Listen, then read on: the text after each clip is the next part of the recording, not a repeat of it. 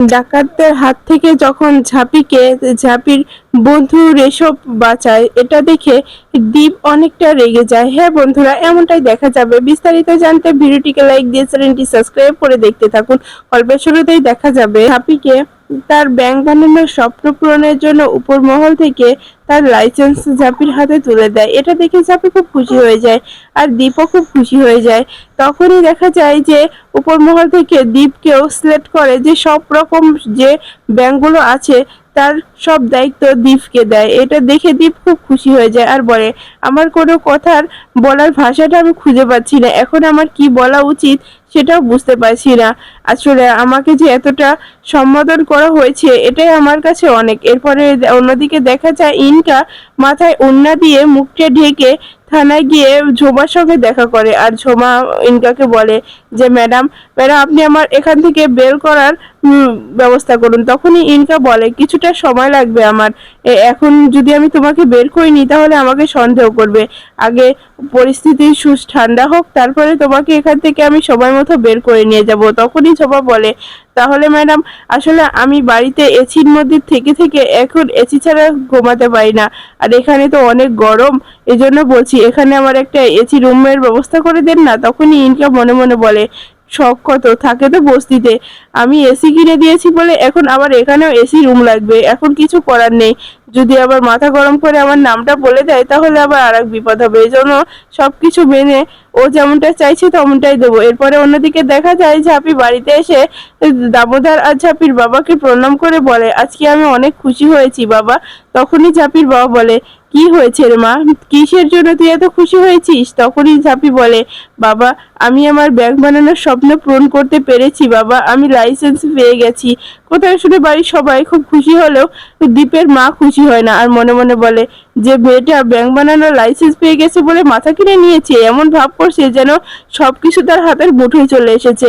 এরপরেই দেখা যায় যে ঝাঁপি বলে যে আমাকে তোমরা আশীর্বাদ করো, আমি যেন আমার স্বপ্নটা ঠিক মতো পালন করতে পারি। এরপরে ঝাঁপির বাবা বলে, হ্যাঁ রে মা তুই পারবি, আমি তোকে বিশ্বাস করি, তুই পারবি, তুই ঠিক পারবি এই সব কিছু, তোকে পারতেই হবে রে মা। এরপরেই দেখা যায় দীপও চলে আসে। তখন দীপের বাবা দীপকে বলে যে দেখেছিস দীপ, আমার বাড়ির বউ আজকে কত বড় ব্যাংক বানিয়ে দেখিয়েছে, তুই তুই গর্ব করবি দীপ। তখনই দেখা যায় যে ঝাঁপি মনে মনে বলে যে দীপ কখনোই আমাকে নিয়ে গর্ব করবে না, কারণ ও তো আমাকে ভালোই বাসে না, ও তো ইনকাকে ভালোবাসে, তাই আমাদের মধ্যে এখন আর কোনো সম্পর্ক থাক সেটা আমি চাই না। এরপরই দেখা যায় ঝাঁপির বাবা বলে যে মা আমি তোকে আশীর্বাদ করি, তুই তোর স্বপ্ন পূরণ কর, আমি সত্যি তোর পাশে আছি, আমরা সবাই পাশে আছি। আর একটা কথা বলতে বাধ্য হচ্ছি যে তোর মতো মেয়ে যেন প্রত্যেকটা ঘরে ঘরে হয়। তখনই দীপের বাবা বলে, একদম ঠিক বলেছ, ঝাঁপির মতো বৌমা পেয়েও আমি অনেক গর্বিত। তখনই দীপের মা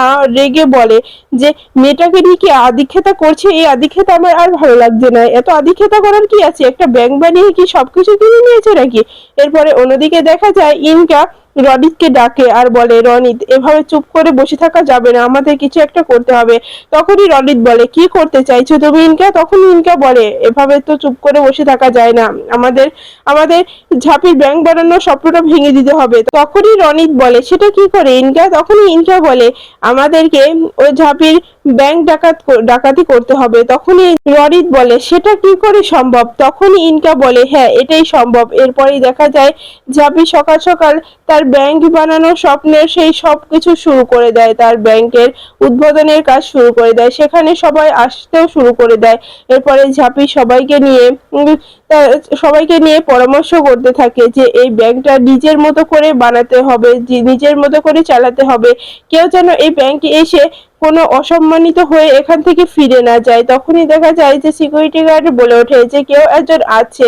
তখনই ঝাঁপি বলে, কে আসছে? তাহলে প্রথম প্রথম কে আসছে? তখনই দীপে আসা দেখে ঝাঁপি একটু অবাক হয়ে যায় আর মুচকি হেসে বলে, দীপ তুমি এখানে? তখনই দীপের পিছু পিছু দীপের বাবা ঠাম্মিও চলে আসে। তখনই ঝাঁপি বলে, তোমরা এখানে? আমি ভাবতে পারছি না যে তোমরা এখন এখানে আসবে। তখনই দেখা যায় দীপের বাবা বলে, কেন রে ঝাঁপি, আমি এখানে আসতে পারি না নাকি? আজকে তো এত বড় একটা খুশির দিনে আমি আসবো না তা কি করে হয় বল? তখনই দেখা যায় দীপের ঠাম্মি বলে, হ্যাঁ ঝাঁপি, আজকে আমি আর বড় খোকা তোর এখানে প্রথম কাস্টমার হয়ে এসেছি, আমরা প্রথম আজকে অ্যাকাউন্ট খুলবো। তখনই দেখা যায় কথাটা শুনে ঝাঁপি খুব খুশি হয়ে যায় আর বলে, বাবা ঠাম্মি তোমরা এসেছো আমার প্রথম কাস্টমার হয়ে, আমি আমি খুব খুশি হয়েছি, বিশ্বাস করো। তখনই দেখা যায় দীপের বাবা বলে, তাহলে তুই চুপ করে দাঁড়িয়ে আছিস কেন ঝাঁপিমা, তাহলে আমাদের কি কি করতে হবে, কোথায় সই করতে হবে, সব ফর্ম ফিল আপ করতে হবে, দে না আমরা করে দিই। তখনই ঝাঁপি বলে, হ্যাঁ হ্যাঁ বাবা অবশ্যই দেবো না কেন, হেনে এসো এখানে বসো না, বসো বাবা। এরপরে দেখা যায় দামোদর আর দীপের ঠাম্মিকে বসিয়ে কথা বলতে থাকে ঝাঁপি। তখনই দেখা যায় দীপ এগুলো দেখে বলে, ঝাঁপি তুই কেন আমার সঙ্গে এই মিথ্যেটা করতে গিয়েছিলি, আসলে তোর মতো মেয়ে হয় না, কিন্তু কি করবো, তুই আমার সঙ্গে যে মিথ্যের আশ্রয়টা নিয়েছিলি এটার জন্য তোকে এটুকু শাস্তি আমাকে দিতেই হবে, কারণ যাতে করে তুই আর কখনো এরকম মিথ্যের আশ্রয় না নিস, শুধুমাত্র এইটুকুর জন্যই আমাকে এতটুকু করতে হতো।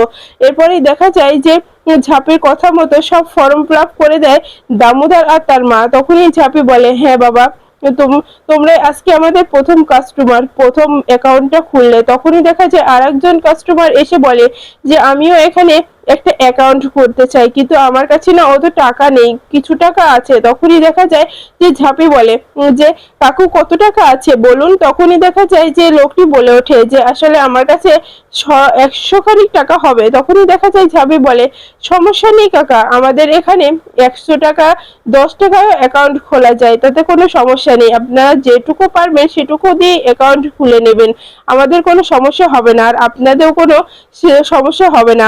এরপরে দেখা যায় যে দামোদর বলে ওঠে, ঝাবি যত তোকে দেখছি মা তত আমি অবাক হয়ে যাচ্ছি, আসলে তুই অনেক বড় হ, সেই আশীর্বাদটুকু আমি তোকে করি। তখনই ঝাঁপি বলে, বাবা তোমাদের হাত যদি আমার মাথার উপরে থাকে তাহলে আমি একদিন না একদিন অনেক বড় কিছু হতে পারবো। তখনই দামোদর বলে, অবশ্যই। এরপরে অন্যদিকে দেখা যায় ইনকা আর রনি ডাকাত দলকে ডেকে বলে যে আজকে ব্যাংক ডাকাতি করতে হবে, ওই জাপির নতুন ব্যাংক ডাকাতি করে ও স্বপ্নটা ভেঙে দিতে হবে। তখনই ডাকাত দলের সর্দার বলে ওঠে, হ্যাঁ ম্যাডাম আপনি যেমনটা বলছেন তেমনটাই করব, কি কি করতে হবে, কোথায় কি আছে আমাদেরকে আগে ডিটেলসে বলুন। তখনই ইনকা সব কথা বলে আর বলে যে ওই ঝাঁপির টাকা, সব টাকা নিয়ে আসতে হবে, কারণ ওর কাছে যেই যেই সম্বলটুকু আছে সেটা হলো গরিবদের অ্যাকাউন্টে রাখা টাকা, ওই টাকাটা যদি হাতছাড়া হয়ে যায় তাহলে ঝাঁপির স্বপ্ন এমনিতেই ভেঙে যাবে, আমাদের আর কিছু করতে হবে না। তখনই রনিত বলে যে এটা তাহলে সত্যি। তখনই ইনকা বলে, হ্যাঁ রনিত এটাই করতে হবে। এরপরে দেখা যায় যখন সবাই সবাই কাজ করতে থাকে যার যার মতো সেই ব্যস্ত থাকে, তখন হঠাৎ করে ডাকাত দল ঢুকে পড়ে ঝাঁপির ব্যাংকে। তখনই ঝাঁপি অবাক হয়ে যায় আর সবাই চিৎকার চেঁচামেচি শুরু করে দেয় যে এখানে ডাকাত এসেছে, এখানে ডাকাত এসেছে। তখনই ঝাঁপি বলে, এটা কি হচ্ছে, এটা কেন হচ্ছে, আজকে প্রথম দিন আমার এই ব্যাংকে, তাহলে আজকে কেন এমনটা হচ্ছে, আমি এইসব কিছু মেনে নিতে পারছি না, এমনটা হতে পারে না, কেন হচ্ছে এমনটা।